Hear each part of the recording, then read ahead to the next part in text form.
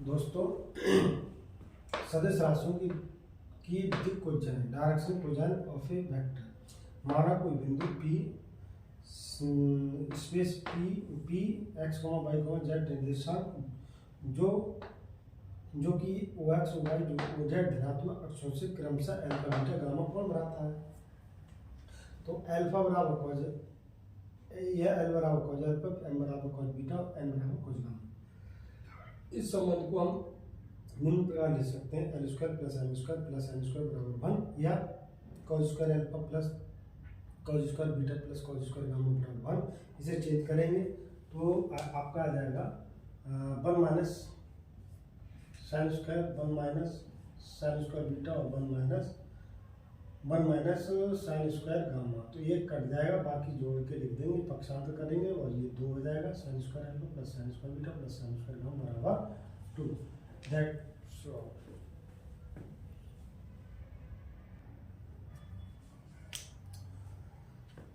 Direction ratio of A vector. माना सदिश R की दिक् को L, M, N है, जहाँ संख्या ABC इस प्रकार है कि L/A बराबर M/B बराबर N/C, जहाँ ABC को सदिश R का दिक् अनुपात कहते हैं। क्या कहते हैं? दिक् अनुपात कहते हैं। ये ABC क्या कहलाते हैं? इसके सदिश के दिक् अनुपात कहलाते हैं। यदि R बराबर इतना, एक जहाँ IG के गुणांक हैं ABC को हम क्या कहते हैं? दिक् अनुपात कहते हैं। ABC के गुणांक I के गुणांक के I, J, के गुणांक को हम क्या कहते हैं? दिक् अनुपात कहते हैं। अब दिक् को J निकालते हैं तो I का गुणांक अपॉन इसका मॉडुलस, I का गुणांक बटे मॉडुलस, या लिख सकते हैं हम A upon modulus R, B upon modulus R, C upon modulus R। तो ये आपकी क्या हो गई? दिक् को जाए, डायरेक्शन को जाए, DCS डायरेक्शन को जाए, ये कहलाती है आपकी डायरेक्शन को जाए। TGT के लिए इम्पोर्टेंट है, एक सवाल इस पर आना ही आना है, जहाँ L square plus L square plus L square बराबर 1 होता है, ये होता है। लेकिन A square plus B square plus C square does not equal to 1, ये नहीं होता है। ये नोट में हमें ध्यान रखना है।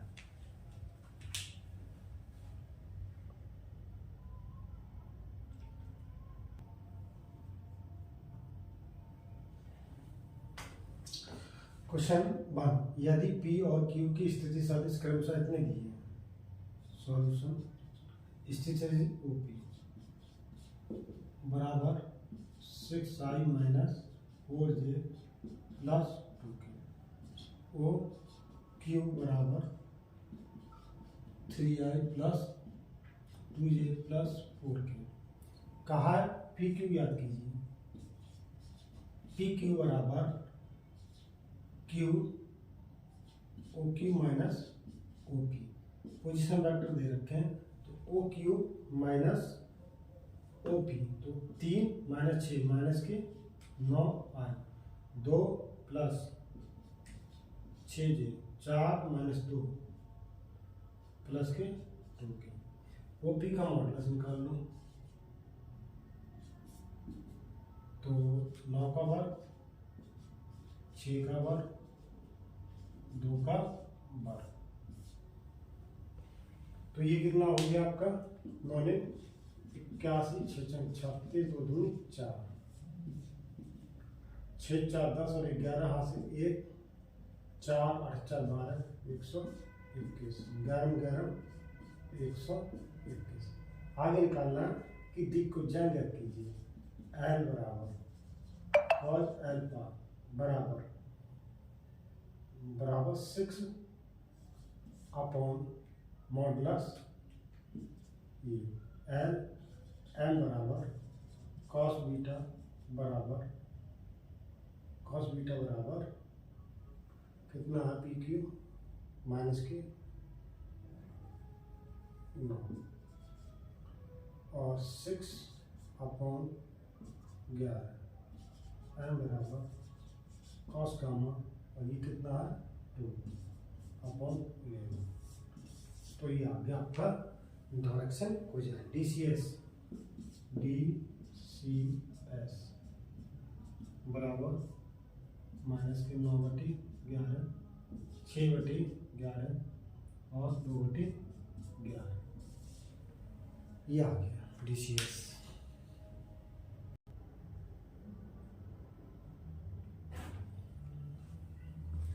सदिश R बराबर दिया है, सदिश R बराबर 3i 4j 2k। हमें दिक् अनुपात निकालना है, दिक् अनुपात हम जानते हैं, दिक् अनुपात आइजे के गुणांक होते हैं। क्या होते हैं? गुणांक। ये हो गया आपका दिक् डायरेक्शन रेशियो। आप पूछा है इसकी दिक् को डायरेक्शन रेशियो ज्ञात कीजिए। तो हम डायरेक्शन जब रेशियो निकालेंगे तो क्या हो जाएगा, ये तो हो गया आपका दिक् अनुपात। आप डायरेक्शन को जाए निकालें DCS क्या हो जाएगा 3/r का मॉडुलस -4/मॉडुलस 2/मॉडुलस 3 मॉडुलस निकालेंगे 3 3 9 4 4 16 2 2 4। तो कितना हो गया 4/16 16 4 20 9 29। ये भी 29 हो जाएगा।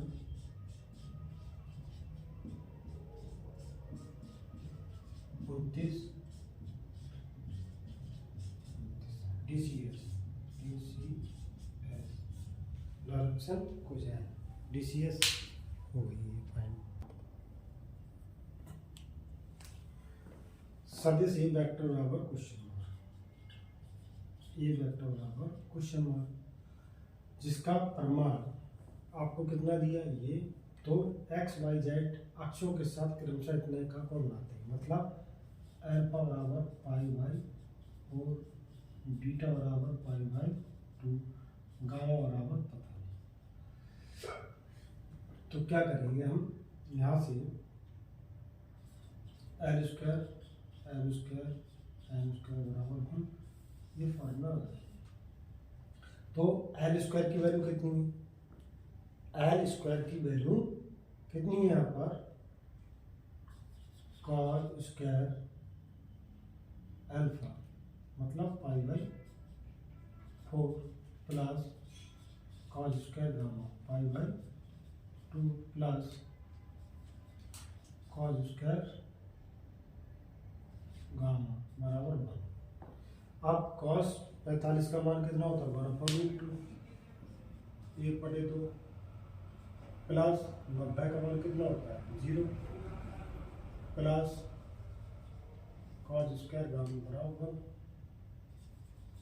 cos² गामा बराबर -1/2 1/2।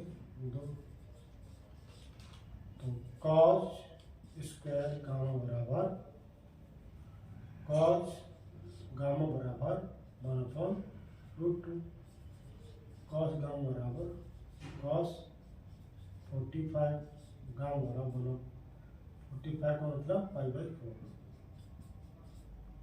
हमें क्या चाहिए थीटा चाहिए, तो थीटा बराबर कितना आ गया ये आ गया, या थीटा बराबर π/4 ये आ गया। और हमें निकालना क्या है ये वेक्टर ए बराबर मॉड वेक्टर ए बराबर इसका मॉडुलस मतलब 5√2 cos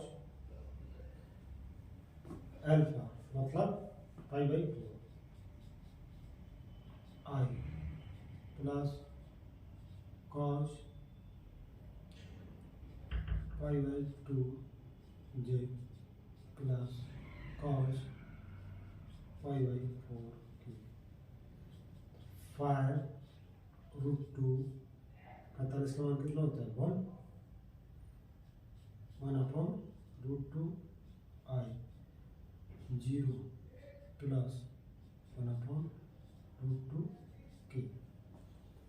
तो ये आ गया आपका 5√2, √2 दोनों में बाहर निकाल लो, तो 5i plus 5k। Vector A निकल के आ गया ये। That's all.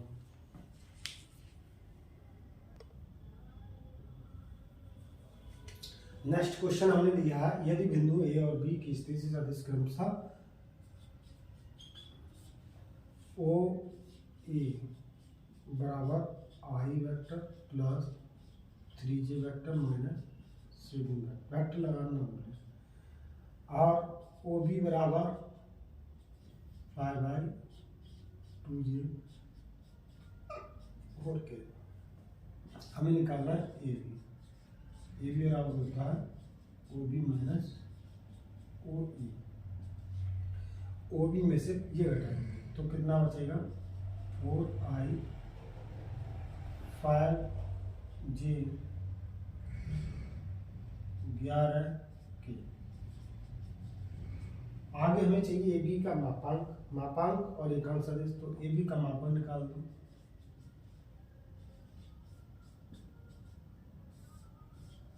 चार चौक 16, 5 का वर्ग 11 का वर्ग, 16 25 121, 5 और 1 6, 6 दिन 12 2 हासिल 1 1 और 1 2 2 2 4 4 2 6, 162। कितना आ गया ये 162। 162 को हम फैक्टर करेंगे तो कितना हो जाएगा 2 1 2 8 16 9 2 2। अब हमें क्या निकालना है इसका ए बी के समांतर एकांक सदिश, इसलिए ए बी के समांतर एकांक सदिश vector A B upon A B का मॉडुलस।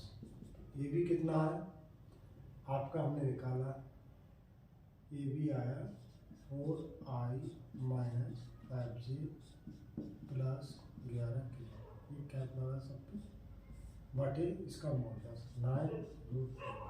इसे अलग कर दो,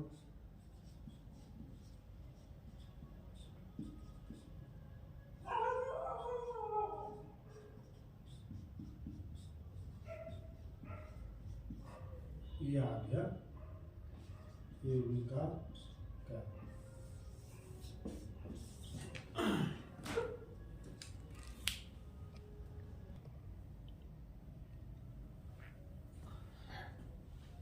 आगे कुछ हमने यहाँ पर नियम लिखे हैं, त्रिभुज का नियम। तो ये कोई आपका त्रिभुज है, ए बी की बीच की दूरी फाइंड करनी, ए और दो बिंदु हैं, इनके निर्देशांक x1 y1 z1 x2 y2 z2 दिए हैं, और मूल बिंदु के निर्देशांक 0 0 0। मूल बिंदु के सापेक्ष निकालना, तो ओ ए बराबर x1i y1 j z1 के, ओ बी बराबर x2i y2 j और z2 के। तो ओ ए त्रिभुज के नियम से क्या हो जाएगा, ये डायरेक्शन लगे हैं तो सेम डायरेक्शन का योग पर अपोजिट डायरेक्शन के योग के बराबर होता है, अर्थात ओ ए प्लस ए बी बराबर होगी। तो ए बी बराबर ओ बी माइनस ओ ए, वैल्यू घटा के लिख ली। अब इसका मॉडुलस निकालें तो बीच की दूरी का फाइंड कर लेंगे। अब अगला सूत्र आता है अंतर विभाजन का। ये कोई अंतर विभाजन है, ये आपका m और n के अनुपात में सी बिंदु जो है, बीच में कोई बिंदु सी लिया जो m और n के अनुपात में से बांटता है, तो सी बराबर m इंटू अपोजिट डायरेक्शन की अनुपात O B n into O A बटे m प्लस n।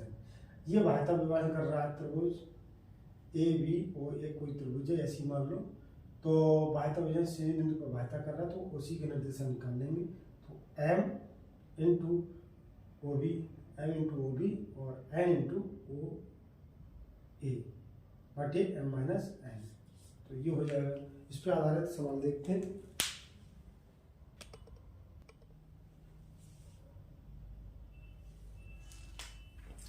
उस बिंदु के स्थिति सदिश ज्ञात कीजिए जो कि दो बिंदुओं इतने और इतने को मिलाने वाले रेखाखंड को 3:2 के अनुपात में विभाजित करता है।